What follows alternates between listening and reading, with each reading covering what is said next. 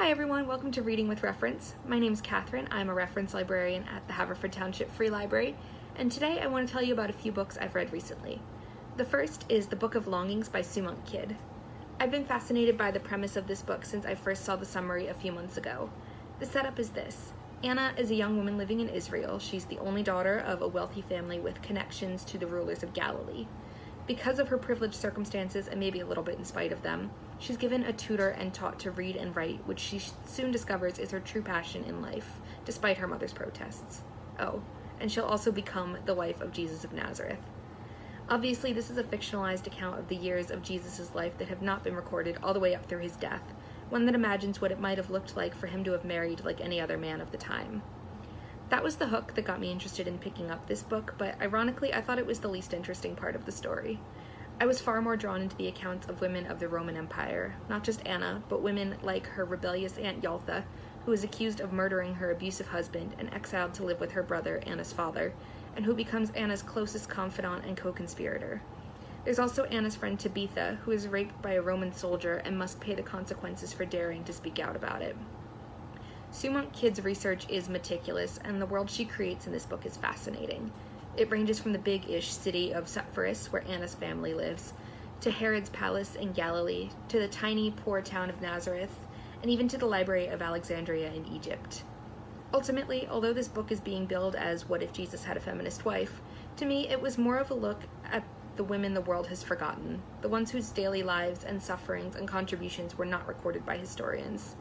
And while I did enjoy the story of Anna and Jesus, I far preferred the stories of characters like Yaltha and Tabitha.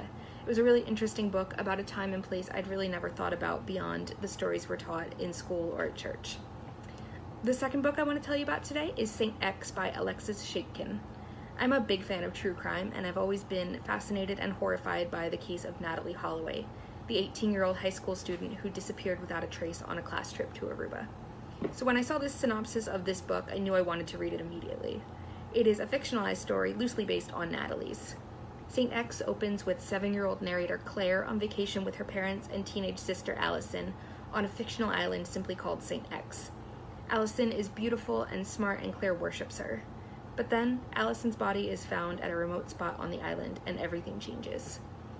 2 local men are initially charged with Allison's murder, but there's next to no evidence, and so they're released and the case goes cold. Claire and her parents return home to the US with no closure and no answers. The story picks up again years later when Claire is a young adult in New York City. She's still haunted by her sister's case, so when she briefly runs into one of the men she still suspects of killing Allison, she becomes truly obsessed, potentially to the point of putting herself and others in danger in pursuit of finding out the truth of what happened to her sister all those years ago. Interspersed with Claire's chapters are memories and stories from those who knew or even just encountered Allison, reflecting on her after her death. Her high school boyfriend, the man at the resort who maybe watched her playing volleyball a little too long, her college roommate, and so on. It's really interesting to get a look at who Allison really was, not just who the media would portray her to be after her death. Although this sounds like a thriller based on its premise, it's actually a much quieter book that's more about memory and obsession, poverty and justice, with aspects of a crime thriller mixed in. I really enjoyed this one, even though it wasn't quite what I was expecting, and I think you will too. Thanks so much for watching, everyone, and take care and have a great weekend.